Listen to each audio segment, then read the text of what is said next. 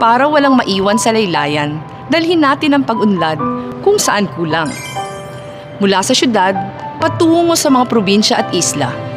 Hindi kailangan mawalay sa pamilya para maghanap buhay. Malusog, may sapat na pagkain, may disenteng kita para mabuhay ng may dangal.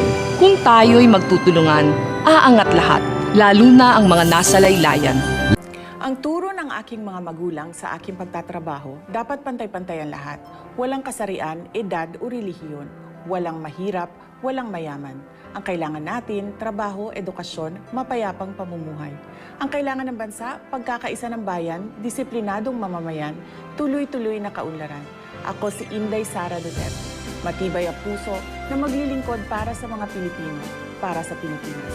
Mahalin natin ang Pilipinas.